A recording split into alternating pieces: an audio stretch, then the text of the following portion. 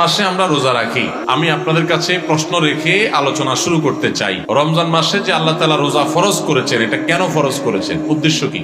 আমরা যারা আছি সামনে উপস্থিত, আমরা কে বলতে পারবো? আমরা বেশিরভাগ মানুষ সারা জীবন রমজান মাসে রোজা রাখি। অনেকে আছেন বয়স এখন 40, 50, 60 বছর পর্যন্ত হয়ে গেছে, প্রতি বছরই মাশাআল্লাহ রোজা রাখেন। রোজা কেন রাখেন সেই উদ্দেশ্যই জানেন না। তাহলে কিভাবে আপনার রোজার উদ্দেশ্য আপনি সফল কাম হতে পারবেন? আপনি কেন রোজা রাখেন সেটাই যদি না জানেন, তো এই রোজা আপনার কি কাজে আসবে? ভাইরা আমার, বেশিরভাগ ভাইরাই সঠিক উত্তর দিয়েছেন আলহামদুলিল্লাহ। আল্লাহ সুবহানাহু ওয়া তাআলা কোরআনে কারীমে বলেছেন, কুতিবা আলাইকুমুস সিয়াম, তোমাদের উপরে রমজানের রোজা ফরজ করা হয়েছে। কামা কুতিবা আলাল্লাযীনা মিন ক্বাবলিকুম, যেমন তোমাদের পূর্বে যত জাতি এসেছে পৃথিবীতে সবার উপরে রমজানের রোজা ফরজ করা হয়েছিল। তো একইভাবে তোমাদের উপর রোজা ফরজ করা হয়েছে। সবার উপর রোজা ছিল আর তোমাদের উপরেও রোজা ফরজ করা হয়েছে। এই রোজা কেন ফরজ করা হয়েছে? লাআল্লাকুম তাত্তাকুন, আশা করা যায় এই সম্ভাবনা তৈরি হবে যে রোজা রাখলে তোমরা তাকওয়া অর্জন করতে পারবা, মুত্তাকি হতে পারবা। তাকওয়া অর্জন করা আর মুত্তাকি হওয়ার মানে হলো আল্লাহর ভয় থেকে, আল্লাহর প্রতি শ্রদ্ধা থেকে, আল্লাহর সকল আদেশ নিষেধগুলো মেনে চলা, এর নাম হলো তাকওয়া। তাকওয়া হলো কি? আল্লাহর ভয়ে, যে আল্লাহর সামনে দাঁড়াতে হবে, আল্লাহর সমস্ত আদেশ নিষেধ আমাকে মেনে চলতে হবে, সেই চেতনা থেকে আল্লাহর সমস্ত আদেশ সকল নিষেধগুলো থেকে বেঁচে থাকা, সকল আদেশগুলো মেনে চলা আর সকল নিষেধ থেকে বেঁচে থাকা, এর নাম কি? তাকওয়া। রমজানে আমরা রোজা রাখি মূলত এই তাকওয়া অর্জন করার জন্য। তাকওয়া শিখায় আমাদেরকে রোজা। এখন প্রশ্ন উঠতে পারে যে রমজানের রোজা কিভাবে আমাদেরকে তাকওয়া শিখায়? এখানে একজনে প্রশ্ন উত্তর দিচ্ছেন যে আমরা রোজা রাখি আল্লাহকে খুশি করার জন্য, আল্লাহর সন্তুষ্টির জন্য, আল্লাহর দিদারের জন্য। আরেকজন বলেছেন আল্লাহ নৈকট্য অর্জন করার জন্য। এই উত্তরগুলো সবগুলোই ঠিক আছে, কিন্তু এগুলো হলো রোজার দূরবর্তী উদ্দেশ্য। রোজার একটা নিকটবর্তী উদ্দেশ্য আছে, আরেকটা আছে দূরবর্তী উদ্দেশ্য। আমরা অনেক কাজ করি যে কাজগুলোর একটা প্রাথমিক উদ্দেশ্য থাকে, আরেকটা থাকে চূড়ান্ত উদ্দেশ্য।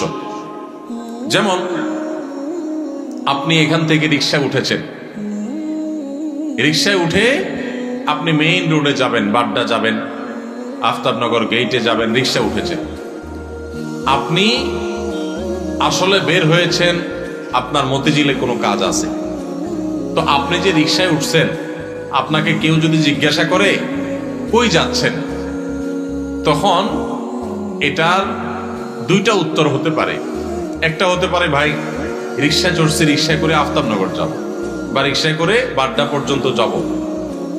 আরেকটা উত্তর হতে পারে ভাই মতিঝিল যাব, কারণ মতিঝিলে আপনি যাবেন, ওইটাই মূল উদ্দেশ্য।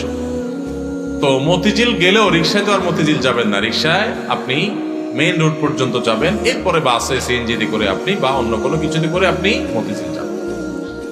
তো এই যে রিকশায় করে আপনি প্রথম একটা জায়গায় যাবেন, এরপরে আরেকটা গাড়িতে করে আপনি আপনার মূল জায়গায় যাবেন। এই মূল জায়গায় যাওয়াটা হলো চূড়ান্ত লক্ষ্য, আসল উদ্দেশ্য, শেষ উদ্দেশ্য। আর প্রাথমিক উদ্দেশ্য হলো ওই যে মেইন রোড পর্যন্ত যাও। ঠিক একইভাবে রমজানের রোজার দুইটা উদ্দেশ্য আছে। কয়টা উদ্দেশ্য আছে? একটা হলো প্রাথমিক উদ্দেশ্য, আরেকটা হলো ফাইনাল উদ্দেশ্য। একটা প্রাইমারি উদ্দেশ্য, আরেকটা হলো ফাইনাল উদ্দেশ্য। একটা হলো প্রাথমিক টার্গেট। প্রাথমিক লক্ষ্য হলো রমজানের রোজার, এর মাধ্যমে আমরা তাকওয়া অর্জন করব, মুত্তাকি হইতে পারব। আর রোজার শেষ টার্গেট, চূড়ান্ত লক্ষ্য, এবং যেখানে শেষ পর্যন্ত যেতে চাই, ওই যে শেষ গন্তব্য যেরকম মতিঝিল যাওয়া, এরকম রোজার শেষ গন্তব্য হলো আল্লাহকে সন্তুষ্ট করে জান্নাতে যাও। এইটা হলো রোজার শেষ উদ্দেশ্য, ফাইনাল উদ্দেশ্য। এখন প্রাথমিক উদ্দেশ্যটা যদি আপনি অর্জন করতে না পারেন, তাহলে ফাইনাল উদ্দেশ্যে কখনো আপনি যেতে পারবেন? আপনার মতিঝিলে যেতে হলে আপনাকে মেইন রোড পর্যন্ত, আগে মেইন রোড পর্যন্ত যদি আপনি যেতে না পারেন, তাহলে মতিঝিলে যেতে পারবেন? ঠিক একইভাবে রমজানের রোজা থেকে আগে আপনাকে মুত্তাকি হইতে হবে, আগে তাকওয়া অর্জন করতে হবে।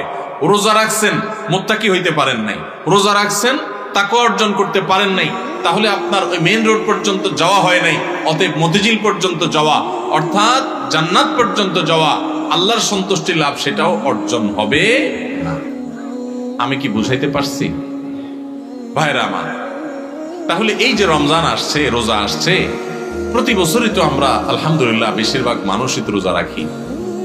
আমাদের নিজেদেরকে জিজ্ঞাসা করতে হবে রোজার যে প্রাথমিক উদ্দেশ্য আছে সেটা আমি হাসিল করতে পারলাম কি পারলাম না। যদি আমি রোজার প্রাথমিক উদ্দেশ্য হাসিল করতে না পারি, তাহলে রোজার আসল উদ্দেশ্য যে আল্লাহকে খুশি করে জান্নাতে যাওয়া সেটা কোনোদিনই অর্জন হবে না। এবার তাহলে আমাদের হিসাব মেলাইতে হবে যে রোজা রাখার পর আমি মুত্তাকি হইতে পারছি কিনা। আসেন একটু আমরা হিসাব মেলানোর চেষ্টা করি ভাইরা আমার। রমজানের রোজা রেখে আপনি যদি অন্যায় কাজ ছাড়তে পারেন, গুনাহের কাজ ছাড়তে পারেন, পাপের কাজ ছাড়তে পারেন, আল্লাহর সমস্ত আদেশগুলো মেনে চলতে পারেন, আপনি রোজাদার। রমজানের সম্মান, রমজানের মর্যাদা রক্ষা যদি আপনি করার চেষ্টা করেন, তাহলে বুঝতে হবে আপনার ভিতরে ওই যে তাকওয়া, আল্লাহর ভয়ে, আল্লাহর নির্দেশ মানা, আল্লাহর নিষেধ থেকে বেঁচে থাকা, এই চেতনা আপনার মধ্যে একটু একটু করে জাগতেছে। এরপরে পুরো মাস রোজা থাকার পর রমজান শেষে যদি আপনার কাছে মনে হয় যে আপনি মাশাআল্লাহ কিছু গুনাহ ত্যাগ করতে পারছেন, আপনি আগে ধূমপান করতেন, আপনি রমজান মাসে যেহেতু রোজার দিনে সারাদিন আপনি ধূমপান করতে পারেন না, আবার রাতে 6-7 ঘন্টা ঘুমায় থাকেন, 1 ঘন্টা তারাবিতে চলে যায়, তাহলে গড়ে 19-20 ঘন্টা বা 17-18 ঘন্টা, 19 ঘন্টা 20 ঘন্টা আপনি এঙ্গেজ থাকেন, চাইলেও ধূমপান করার সুযোগ নেই। 13-14 ঘন্টা রোজা রাখলেন, 6-7 ঘন্টা ঘুমায় থাকলেন, সেহরি সহ আপনার তারাবির নামাজ সহ 5 ওয়াক্ত নামাজ মিলায়া, সব মিলায়া আপনার প্রায় 19-20 ঘন্টা ধরে আপনি এমনিই আপনি চাইলেও বিড়ি সিগারেট খাওয়ার সুযোগ নেই, তাহলে আর বাকি থাকে 4 ঘন্টা 24 ঘন্টার মধ্যে। তাহলে রমজান মাসে আপনি যদি এই 4টা ঘন্টা কষ্ট করে জিম খিসে থাকতে পারেন, তাহলে 1 মাসেই আপনি চাইলে এই বদভ্যাস ত্যাগ করতে পারেন। ভাইরা আমার, অনেক খারাপ জিনিস আছে, অনেক হারাম জিনিস আছে, যেগুলো চাইলেই কিন্তু আমরা ত্যাগ করতে পারি এই রমজান মাসে। তো রমজান মাসে এই হারাম জিনিসগুলো, এই খারাপ জিনিসগুলো যদি আমরা ত্যাগ করার চেষ্টা করি, আমরা যদি পরিকল্পনা করি রমজান শেষ হয়ে গেছে, আমি একটা খারাপ জিনিস ছেড়ে দিতে পারলাম। আপনি ধূমপানটা ছেড়ে দিতে পারছেন। আপনার আগে মুখ খারাপ হতো, রমজান মাসে না রোজা থেকে আমি মুখ খারাপ করতে পারি না, রোজা আসছে আমাকে ভদ্র বানানোর জন্য, রোজা আসছে আমাকে নেককার করার জন্য, রোজা আসছে আমাকে মুত্তাকি বানানোর জন্য, রোজা আসছে আমাকে নামাজি বানানোর জন্য, রোজা আসছে আমার মুখটাকে সংযত করার জন্য, কন্ট্রোল করার জন্য, আমার চোখটাকে কন্ট্রোল করার জন্য। আমি হারাম জিনিস দেখবো না, খারাপ জিনিস দেখবো না। রোজা আসছে আমাকে ট্রেনিং দেওয়ার জন্য। এই শিক্ষা যদি রমজানের রোজা থেকে আপনি নিতে পারেন, আর রমজান মাস শেষে আপনি যদি চোখে আঙ্গুল দিয়ে দেখাতে পারেন, নিজের বিবেকের কাছে উত্তর দিতে পারেন যে রোজার মাস রোজা রেখে, রমজান মাস আমি সিয়াম সাধনা করে, তাকওয়া চর্চা করে আমি অমুক বদভ্যাস ছাড়ছি, অমুক খারাপ কাজ ছাড়ছি, অমুক ভালো কাজটা ধরছি, আগে নামাজ নিয়মিত পড়তাম না, এখন 5 ওয়াক্ত নামাজ শুরু করছি।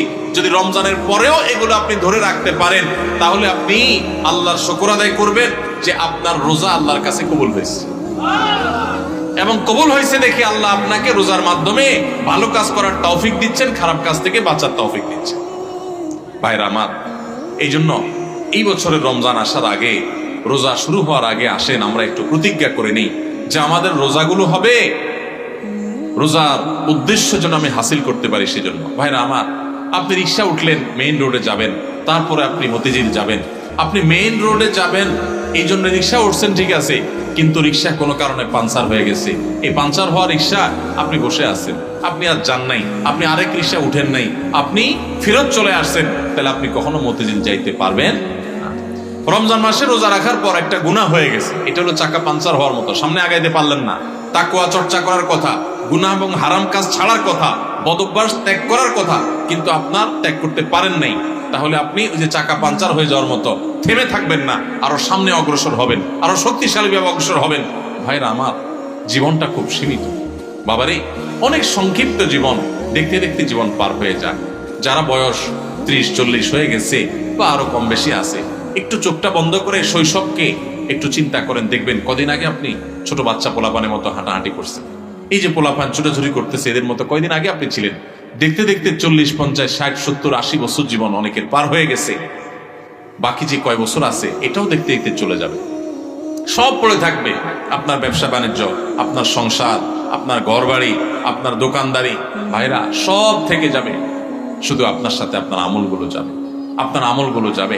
নেক আমল করবেন তো অনন্ত অসীম কালের জান্নাত, আর বদামল করবেন অনন্ত অসীম কালের জাহান্নাম।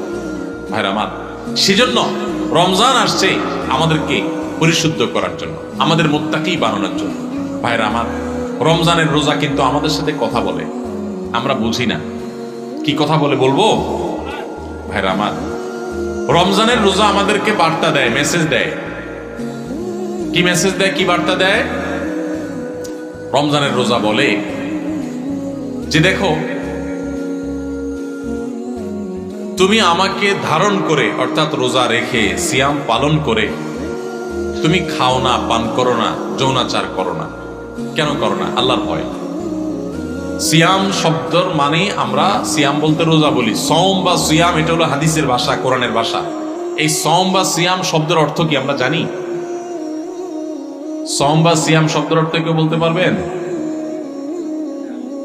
বিরত থাকা, সঠিক উত্তর। সওম বা সিয়াম শব্দের অর্থ কি ভাই? বিরত থাকা। তার মানে সওম বা সিয়াম বা রোজা এটা আমাদেরকে বিরত থাকা শিখায়। কিভাবে বিরত থাকা শিখায়? আপনি রোজা রাখছেন, খুব ক্ষুধা লাগছে, খানাও আছে।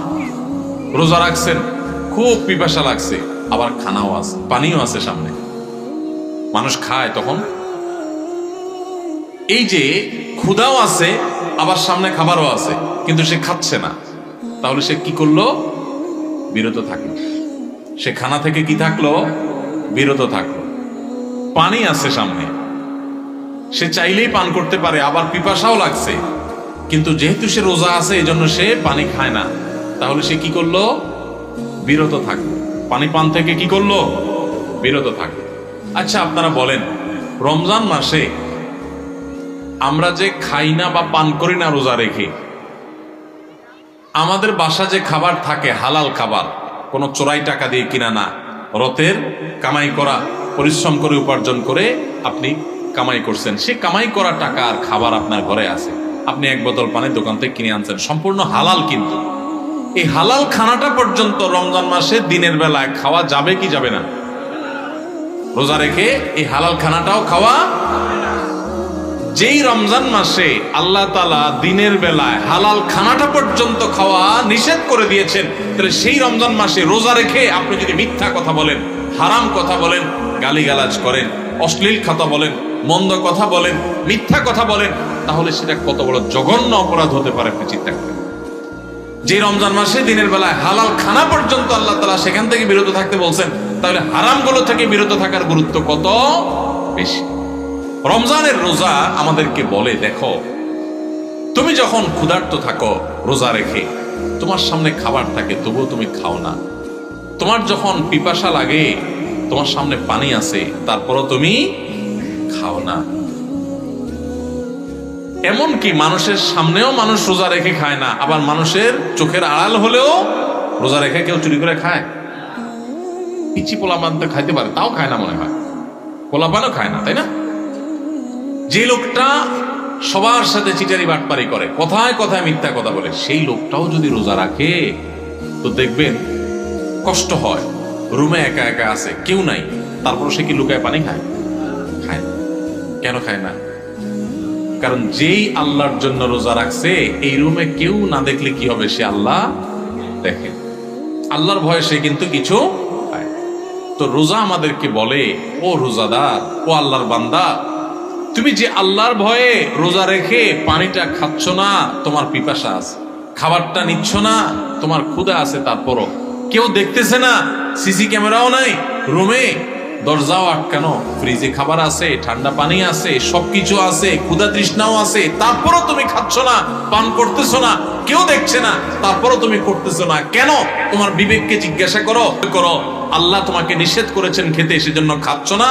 তো তুমি যখন মোবাইলে হারাম জিনিস দেখো, তুমি যখন কারোর হক নষ্ট করো, তুমি যখন কারোর ক্ষতি করো, তুমি যখন একটা গালিগালাজ করো, তুমি যখন কারোর পিছনে সমালোচনা করো, তুমি যখন নামাজ পড়ো না, তুমি যখন গুনাহের কাজ করো, তুমি যখন খারাপ কাজ করো, তখন তোমার বিবেক কেন জাগে না?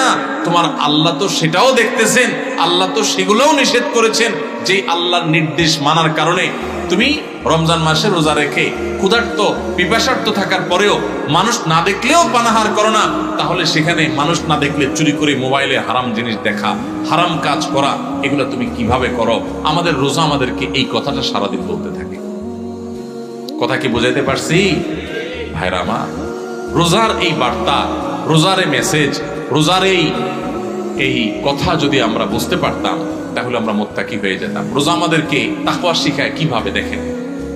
তাকওয়া মানেই হলো ওই যে বললাম আল্লাহর ভয়, আল্লাহর আদেশগুলো মানা, আল্লাহর নিষেধ থেকে বেঁচে থাকা, যে আমার আল্লাহ দেখছেন।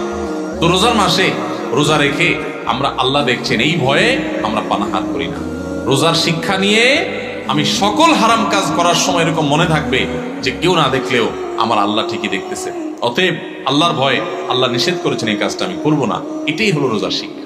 ভাইরা আমার, রোজার এই শিক্ষা যদি আমরা গ্রহণ করতে পারি, আমরা যদি মুত্তাকি হইতে পারি, তাহলে রোজা সার্থক।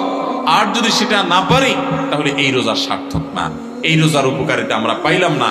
এই রোজা আমাকে মেইন রোড পর্যন্ত নাই, এই রোজা আমাকে মুত্তাকি বানাই নাই, যেই রোজা আমাকে ভালো মানুষ বানাই নাই, যেই রোজা আমাকে অন্যায় থেকে বাঁচাই নাই, এই রোজা আর উপবাস থাকার মধ্যে খুব বেশি পার্থক্য নেই।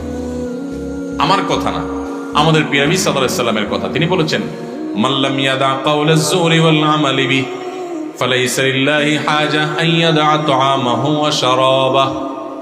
যে ব্যক্তি রোজা রেখে মিথ্যা কথা ছাড়লো না, মিথ্যা কাজ ছাড়লো না, দুই নাম্বারই ছাড়লো না, চিটারি বাটপারি ছাড়লো না, এই ব্যক্তি উপোস থাকায় আল্লাহর কোনো ঠেকা পড়ে নাই। তার মানে তার রোজা থাকা উপোস থাকার মতো।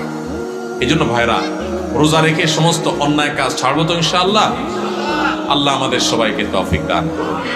রোজা থেকে আমরা শিক্ষা গ্রহণ করব, রোজা থেকে আমরা মেসেজ গ্রহণ করব, বার্তা গ্রহণ করব।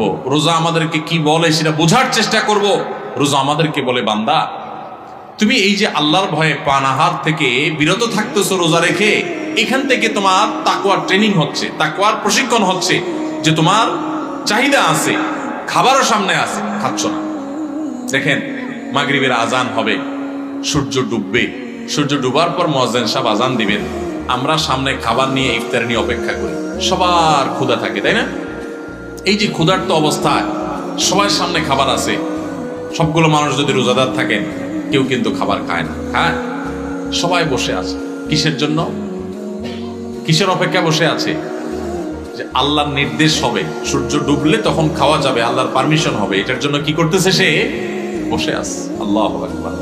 এখান থেকে শিক্ষা নেই আমরা যে আমার সামনে যখন কোনো টাকা পয়সা কামাই করার সুযোগ আসবে, আপনি একজন দোকানদার মানুষ, দোকানদারি করেন, আপনি দোকানদারি করার সময় আপনি চিন্তা করবেন, আমি আমার কাস্টমার থেকে যে 10টা টাকা নেব, লাভ করব, এখানে আল্লাহর পারমিশন আছে কিনা। আপনি যদি ইন্ডিয়ান মশারির ডালের সাথে দেশি মশারির ডাল মিশায়া বিক্রি করেন, তাহলে এবং সেটাকে দেশি মশারির ডাল বলে বিক্রি করেন, তাহলে এখানে কি আল্লাহর নির্দেশ আছে না নাই? আল্লাহর নির্দেশ আপনার অবৈধ কাজ করার, 2 নম্বরে কাজ করার, প্রতারণা করার, মিথ্যা কথা বলার পক্ষে কি আল্লাহর নির্দেশ আছে? তো আপনার রোজা রেখে এই যে ইফতার করছেন না, কেন করছেন না? খাই ফেলান না, কেন খাচ্ছেন না? কারণ এখনো আল্লাহর হুকুম। তাহলে ওই দোকানদারি করতে গিয়ে আপনি যে 2 নম্বরই করতেছেন, ওইটারও আল্লাহর হুকুম। আপনি এক জায়গায় আল্লাহর হুকুম মানতেছেন, আর জায়গা মানতেছেন না, তাহলে বলে আপনি বোঝা গেল আপনি খাঁটি মুসলমান হইতে পারেন নাই। যেই রোজাদার রোজা রাখার পর এই জিনিসটা শিখতে পারছে যে হাইরে, রোজা তো আমাকে বলে যে তুমি আমাকে রাখার পর যেভাবে আল্লাহকে ভয় করতেছো, এখান থেকে ট্রেনিং নিয়ে তুমি সারা বছর সব ক্ষেত্রে আল্লাহকে ভয় করে চলবা। আল্লাহ আমার জন্য হারাম করছেন, আমার কষ্ট হবে, আমার টাকার দরকার, আমার অনেক অভাব আছে, তারপর আমি 2 নম্বর পথে কামাই করব না। আমার অনেক জেদ হয়েছে, আমার অনেক গোসা হয়েছে, তারপর মুখ দিয়ে একটা খারাপ কথা বলবো না। আমার গায়ে অনেক জোর আছে, অনেক বাহুতে ক্ষমতা আছে, তারপরে একজনের প্রতি জুলুম করব না। এটাই রোজা আমাদেরকে শিখায়। ভাইরা আমার, সারা দেশে লক্ষ লক্ষ মানুষ আমরা রোজা রাখি, কিন্তু আমাদের জীবনে কোনো পরিবর্তন নাই। আমরা রোজা রাখি, দুর্নীতি করি, রোজা রাখি, ঘুষ খাই, রোজা রেখে আবার আমরা মিথ্যা কথা বলি, রোজা রেখে আমরা আবার চিটারি বাটপারি করি, রোজা রেখে আমরা আবার মানুষের হক নষ্ট করি, রোজা রেখে আমরা অনেকে গালিগালাজ করি, রোজা রেখে আমরা অনেকে মানুষের অধিকার নষ্ট করি। কারণ ওই যে রোজার মর্ম আমরা বুঝতে পারি নাই। ভাইরে, শুধু ইফতার আর সাহরি খাওয়ার নাম রোজা না। ইফতার করা আর সাহরি করার নাম কি না? রোজা না। এটাতে রোজার স্ট্রাকচার দাঁড়ায়, কিন্তু রোজা ফাইনাল হয়, কমপ্লিট হয়, ফিনিশিং হয়, পূর্ণাঙ্গতা পায় যদি রোজা রেখে আপনি মুত্তাকি হইতে পারেন, যদি রোজা রেখে আপনি হারাম কাজ ছাড়তে পারেন, যদি রোজা রেখে আপনি খারাপ কাজ ছাড়তে পারেন। নবী করিম সাল্লাল্লাহু আলাইহি ওয়াসাল্লামের সেই হাদিসের দিকে তাকান, তিনি কি বলেছেন? মাল্লাম ইয়াদা কাওলা যুরি ওয়াল আমাল বি, যে ব্যক্তি মূর্খতাসুলভ কাজ ছাড়লো না, মিথ্যা কথা ছাড়লো না, মিথ্যা কাজ ছাড়লো না, গুনাহ এবং পাপাচার এগুলো ছাড়তে পারলো না, ওই ব্যক্তির রোজা রাখা আর উপোস থাকা সমান। তার উপোস থাকায় আল্লাহর কোনো ঠেকা পড়ে না। অতএব এই বছরের রমজানে আমরা আসেন আগে থেকে পরিকল্পনা করি, ভাইরা আমার, আল্লাহকে সাক্ষী রেখে আল্লাহর সাথে কথা দেই, আল্লাহ এত বছর রোজা রাখছি, তোমার রোজার মর্ম বুঝি নাই, এই বছর আমি রোজার মর্মটা একটু বুঝে রোজাটা সঠিকভাবে রাখবো। চেষ্টা করা যাবে না ইনশাআল্লাহ? আল্লাহ আপনি আমাদের সবাইকে তৌফিক দান করেন। আল্লাহ আপনি আমাদের সবাইকে মুত্তাকি বানায় দেন, মুত্তাকিদের ইমাম বানায় দেন, আমাদের তাকওয়া অর্জন করার তৌফিক দান করেন। আল্লাহ হারাম ছাড়ার তৌফিক দান করেন, হারামকে না করার তৌফিক দান করেন। মনে রাখবেন, চুরিদারি করার জন্য, দুর্নীতি করার জন্য, দুই নম্বরই করার জন্য, গুনাহের কাজ করার জন্য, পাপাচার করার জন্য, এগুলোর জন্য কোনো যোগ্যতা লাগে না। এগুলো সবাই পারে। লোভ সামলানো, যে আমি চাইলে দুই নম্বরই করতে পারি কিন্তু করব না, আমি চাইলেই একটা রিকশাওয়ালাকে একটা থাপ্পড় দিতে পারি কিন্তু আমি আল্লাহর ভয়ে দেব না, যে তার প্রতি অন্যায় করলে আল্লাহ আমার কিয়ামতের ময়দানে বিচার করবেন, আমি যত ক্ষমতা আলে মানুষ হই না কেন। আমি কাউকে চাইলে একটা গালি দিতে পারি কিন্তু গালি দেওয়া জায়েজ নাই, ইসলামে হারাম করেছি, ইমানদার কখনো মুখ খারাপ করতে পারে না, সেজন্য আমি বেঁচে থাকবো। এগুলোর জন্য যোগ্যতা লাগে, বেঁচে থাকার জন্য যোগ্যতা লাগে। এই যে রমজানে রোজা রাখেন, খাওয়ার জন্য যোগ্যতা লাগে না, খাইতে সবাই পারে, কিন্তু আল্লাহর নির্দেশ নেই, সেজন্য বেঁচে থাকবেন, এটা সবাই পারে না, এটা রোজাদারে পারে। ঠিক না বেঠিক? অতএব আমরা সমস্ত হারাম কাজগুলো বেঁচে থাকার চেষ্টা করব। ঠিক আছে না ইনশাআল্লাহ? এই বেঁচে থাকার জন্য সদিচ্ছা লাগবে। বেঁচে থাকতে গেলে একটু কষ্ট হবে, আমি জানি একটু কষ্ট হবে, গালি দেওয়ার বদভ্যাস